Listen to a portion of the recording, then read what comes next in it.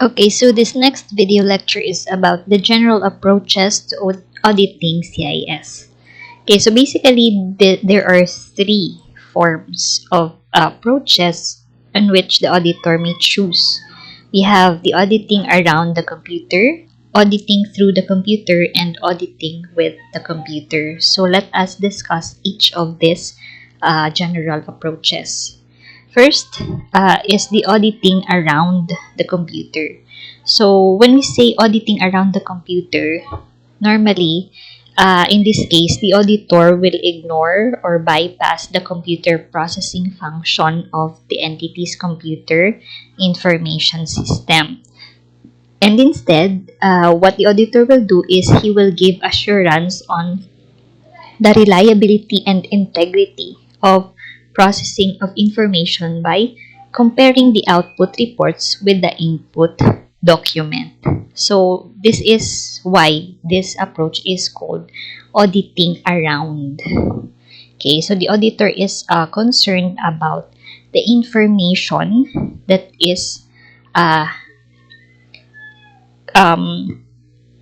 entered into the computer with the use of the input documents and compare it with the output. Okay, so that's how the auditor perform auditing around the computer. In this case, he will ignore the computer processing function. So again, the auditor is only concerned about the input and the output, okay, of the data. So if the input will reconcile with the output, so in this case, the auditor will presume that the computer programs must have processed these transactions properly. Okay, so auditing around the computer is most appropriate when the computer system provides an adequate documentation or audit trail. Okay, so this is where auditing around the computer is effective if audit trail and source documents are available. So here, these documents or source documents should be human readable form and the output is listed in sufficient detail, which enables the auditor to trace these individual transactions from the source documents to the output and vice versa. Okay, so this is the premise of performing auditing around the computer. However, if there is no available audit trail or source document, then auditing around the computer will not be effective. Okay, so the second approach is, we are still in auditing around. So this approach, is also best suited in auditing systems that performs relatively uncomplicated processing and procedures, okay, for preparing the output. Okay, so this is again in the case where auditing around the computer is effective. However, auditing by testing the input and output, if an IT system instead of computer program will not detect the errors which do not show up in the output sample. So this is known as the black box audit approach. So again, because the auditor in this case ignores the processing function of the CIS, so he will not be able to detect program errors. Okay, so that will be the result. So this is somehow the disadvantage of using auditing around the computer. So in this case, again, auditing around the computer is also known as the black box audit approach. Okay, so the second general approach is auditing through the computer. So in this case, the auditor will enter in the client system and examine directly the computer program. Through, meaning he will go through the processing function, unlike with the first approach where he ignores it. So another thing about auditing through the computer is it emphasizes on the input data and processing of such data, because in this case, it is based on the premise that if processing is done correctly, then the output will follow, meaning it will generate correct and accurate information. Okay, so this is the principle in auditing through the computer. So the auditing, or in this case also, this is usually appropriate in auditing more complicated systems where processing is done within the computer and most data are kept only in machine-readable form. So this is the case where auditing through the computer will become effective. Okay. Since there is no audit trail, okay, auditing through the computer may be the only option that is available for the auditor to perform. Okay, so this is if there is no audit trail and the client lacks source documents. Okay, so auditing through the computer will be the approach that the auditor will perform. So another thing is this is often used also when processing is primarily online and updating is destructive. So that's why this is known as the white box audit approach. Okay, black box probably is because the auditor in auditing around the computer ignores the processing function. Whereas in auditing through the computer, it is called as white box because the auditor will go through the processing function of the CIS activities. So he will be enlightened on how such data were processed in the computer. Okay. So the third approach is auditing with the computer. Okay, so here, auditing with the computer, this simply refers to the use of computer as a tool in auditing, okay, in which the auditor performs the test of controls as well as the substantive controls. So meaning the auditor is using his computer in auditing. That is auditing with the computer. So when planning an audit, the auditor may consider also a combination of manual as well as computer-assisted audit techniques. Okay, so the auditor may use laptops in the client's premises for use as auditing tool in performing audit procedures such as preparing the trial balance, lead schedule, cost budgeting, analytical procedures, and the like, and or others. Okay, so those are the three different general approaches to auditing CIS. So we have auditing around the computer, auditing through the computer, auditing around the computer in which the auditor is only concerned with the input and the output and ignores the processing function. The second is auditing through the computer. So in this case, the auditor will go through the process function or processing function of the computer because in this case, the auditor believes that if the input is correctly entered and correctly or properly processed, then the result will also follow as well. And lastly is auditing with the computer. So this simply means that the auditor will use the computer in performing the audit procedures. Okay, so those are the general approaches to auditing CIS. Okay, so in connection also with the approaches, it was mentioned under auditing with the computer, the use of computer-assisted audit techniques or CAATs. So we will continue with this discussion.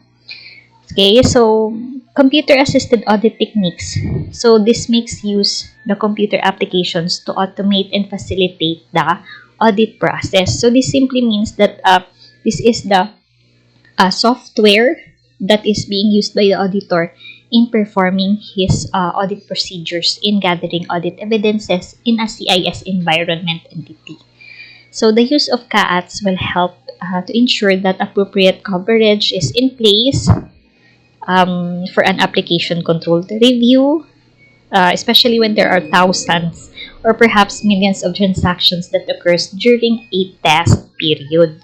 Okay, so this is when CAATs are being used by the auditor. So in this situation, it would be impossible to obtain adequate information in a format that can be reviewed without the use of automated tool, because the transactions are complicated, and there are a lot of transactions, thousands and millions of transactions that needs to be assessed. So that's why CAATs will be used by the auditor. So this technique also will provide the ability to analyze large volume of data, and a well-designed audit supported by CAAT testing can also perform a complete review of all the transactions and even uncover some abnormalities like duplicate vendor transactions, okay, or a set of predetermined control issues such as segregation of duties, uh, and even conflicts. Okay, so that's how helpful CAATs is in auditing, okay, for the auditors.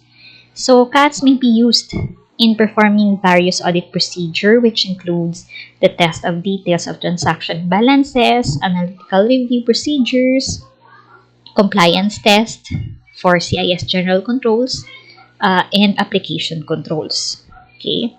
So another is it can also be used in sampling programs to extract data for audit testing, performing calculations performed by the entity's accounting system. Okay. So those are the different um, audit procedures in which CAATs may be helpful or may be used by the auditor.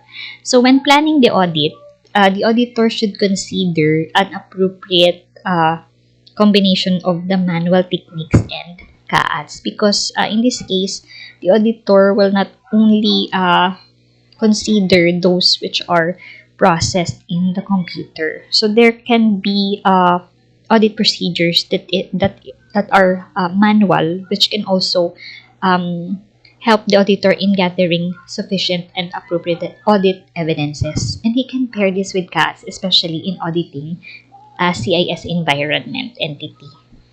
So in determining whether to use CAATs, so these are the factors that should be considered by the auditor. First, computer knowledge, his computer knowledge, expertise, and experience, okay, of the auditor. Of course, if he has no such expertise, then he cannot perform those procedures with the use of CAATs.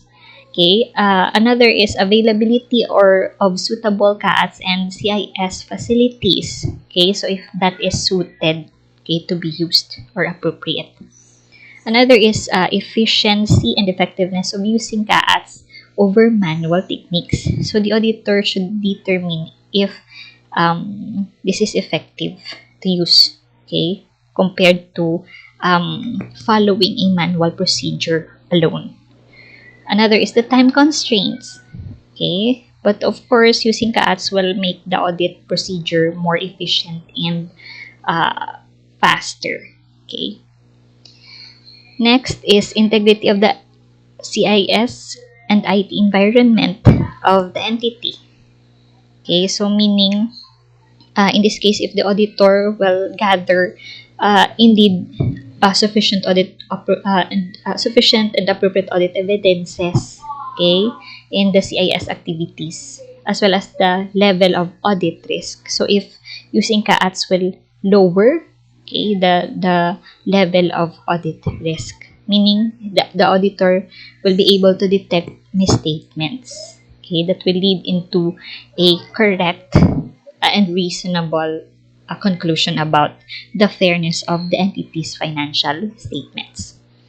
Another is if there is no visible evidence is available and the only option is to use CAAT, as well as the cost associated with using this technique.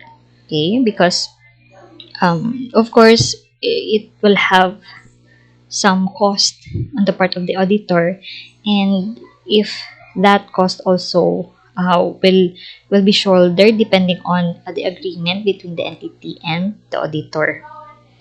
So if the auditor determines that it is practical to use CAATs, so what are the advantages for the auditor? So here are the following. So first, audit time may be saved, as mentioned earlier, because it will make the audit procedure to be performed faster and efficient. Another is it has the ability to scrutinize large volume of data. Okay, so we've mentioned also that in the previous slides. Next is less manual procedures will be involved. So meaning the auditor will be able to automate, okay, and process or or perform the audit procedures using the uh, software. Okay. So another is the auditor does not necessarily have to be present in the client's office to perform the procedures. So he can process it even in a remote area, but the data should be, of course, available to the auditor so that he can enter it in the program. Okay. Another is review and finalize time, or finalizing time may also be reduced because again the audit procedure time was also reduced. Okay, another is with data volumes growing and management expectations on assurance becoming more specific, so random verifications and testing do not yield the desired value. So because of the use of CAAT, so again, as we've mentioned, it can process large volume of data. So it can be accurate also and uncover irregularities. Okay. So another is the use of audit software will ensure 100% assessment of relevant transactions even when the data is or involves large amount of transactions or volumes. Okay, so this is the beauty of using CAATs. Another advantage is there will be uniform user-friendly interface for performing all the audit tasks, irrespective of the data or formats or technology that is used in the application. Okay, and lastly, it maintains logs of the test done for review by peers and seniors, and advanced features will also allow the programming of certain macros and routines that can further enhance audit speed and efficiency. So that's how efficient using CATs is in auditing in a CIS environment. Okay, but of course, the auditor should consider if that is appropriate in the case.